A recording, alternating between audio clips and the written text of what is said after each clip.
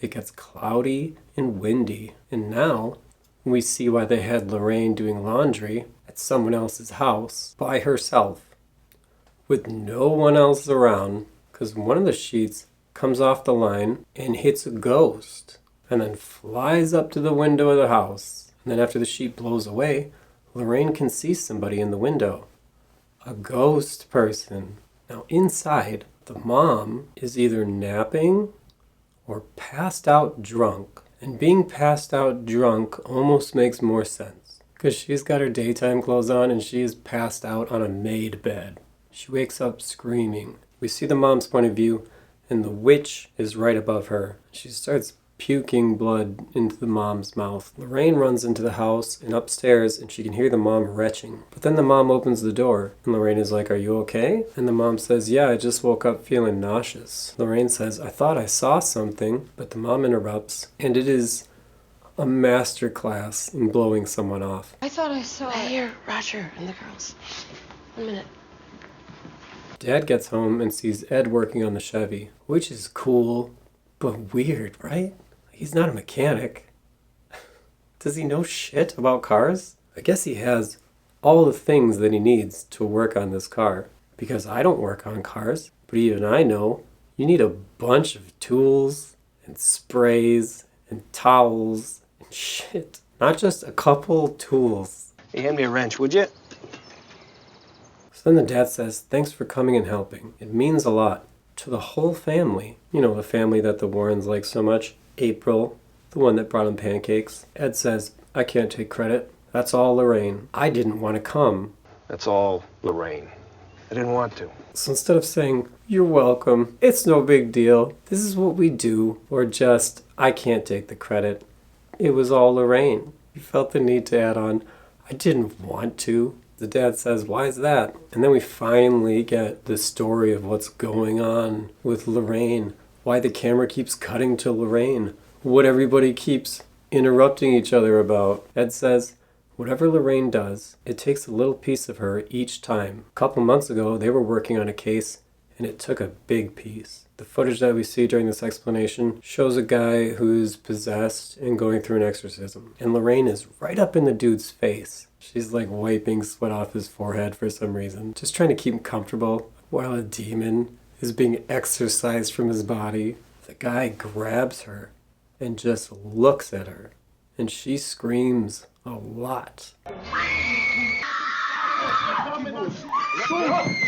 She screams because when he looked at her, she saw something really bad, I guess. So bad that when they got home, she locked herself in their room. Didn't talk, didn't eat, didn't come out for 8 days. And I guess Ed just waited? How long was he going to wait? 8 days is a long fucking time. Not eating or talking. Wouldn't you assume they were dead?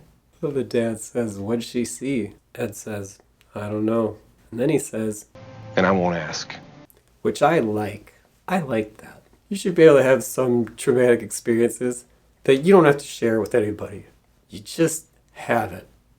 And that's yours. Cut to later that night, and Officer Doofy is in the kitchen pouring himself a cup of coffee when he hears the barely audible wind chimes outside. And this alerts him for some reason. Why?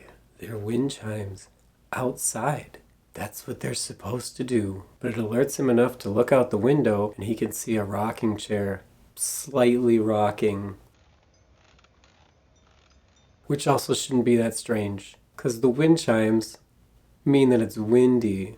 So maybe it's windy enough to make the rocking chair move a little bit. And then he hears a woman whisper, "Look what she made me do." Look what she made me do.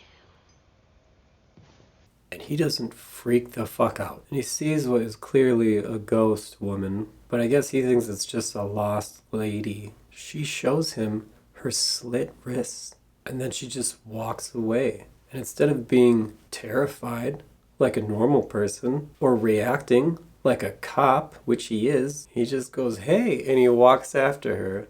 Hey. He was on alert by the wind chimes and the rocking chair, but not threatened at all by the whispering bleeding home intruder that just disappeared behind a sheet. Then the movie does this thing that it does where it tries to jump scare you by just being loud. Ed?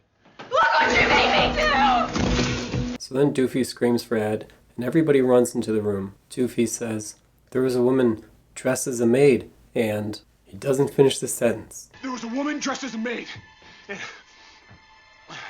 Nothing interrupts him, so I'm guessing that's all the line was in the script. And then one of the temperature-sensitive cameras goes off, and we see Cindy sleepwalking again. The dad says, "Why is it taking pictures of Cindy?" Somebody's with her. Which is a cool idea. It's a nice touch, right? They're temperature-sensitive cameras. Why is it taking a picture of a normal person as she walks by them? There must be something with her. That's creepy. But then they immediately ruin that by having the dad say, "Who?" Somebody's with her. Who? They all watch her walk up the stairs, knowing something is with her. She goes into the room with the big wardrobe, and the door slams behind her. Only then do they go after her. Drew is listening to the mics that they set up in the room, and he says there's something in there with her. There's someone else in there with her. Suddenly, the door opens by itself. The dad and Ed run in to look for Cindy, but they don't turn the light on. Lucky for them, Doofy is following them, and he turns the light on. Ed goes and checks the closed and locked windows. In a room full of hiding places, the first place Ed checks is maybe she went out the window. After checking underneath the bed, the dad says to Ed, "Where did she go, Ed?" And then where does Ed look? He goes and looks under the bed. So then the dad finally does the obvious thing, and he goes and checks the wardrobe, but she's not in there. So then Ed tells Doofy to go get the UV light. Drew, I need a UV light. And Drew is like, and he looks around for a second, and then he finds it. Here. But Drew was listening to the mics in that room, so he should have known already that Doofy was coming downstairs to get the UV light. Was he not really listening? So Ed turns on the UV light and he can see handprints on the back panel of the wardrobe. And the panel slides over, revealing a big hole in the wall. And that's where Cindy's hiding. April says to Lorraine, "That's where Rory hides when he's afraid." So Lorraine climbs in there. Full body, no gear other than a flashlight. Then Lorraine spots a rope. She just starts pulling on it without consulting anyone. And to nobody's surprise, it's a noose. And it must be a really heavy one because the floor beneath her is devastated.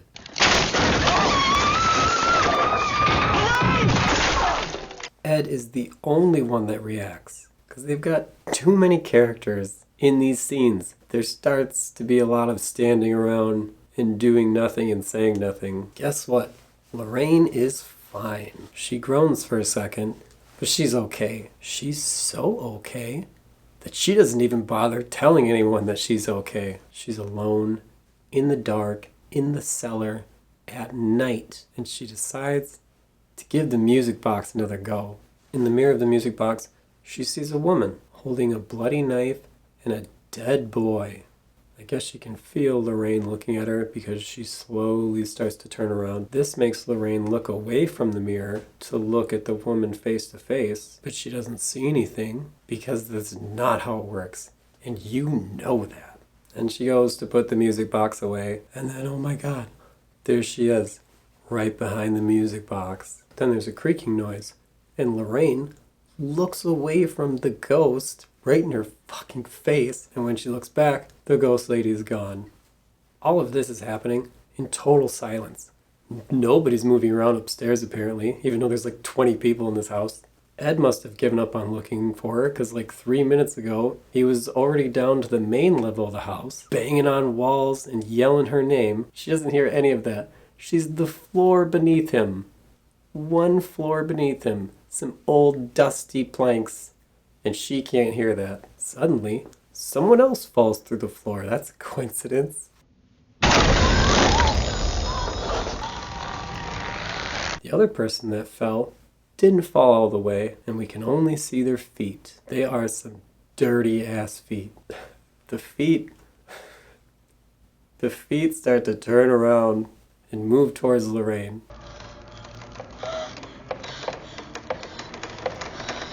And apparently she does not like feet, because this is the thing that finally causes her to flip the fuck out. She screams, "Ed!" It cuts to Ed, who's still trying to find her in the walls. Doofy and Dad are just NPCs in the background. Lorraine is trying to run away. She finds the stairs, but the ghost grabs her by her locket necklace. The necklace breaks, and the ghost just lets her go. Ed meets Lorraine on the stairs, and Lorraine just keeps repeating, "I know what she did." I know what she did! I got you. I know what she did! Ed doesn't check to see if she's okay. He's just like, what? What'd she do? Let's get this mystery solved. Lorraine blows right past Ed, the only person looking for her. Lorraine says she possessed the mother to kill the child. She visits Carolyn every night. That's what the bruise marks are. She's feeding off of her.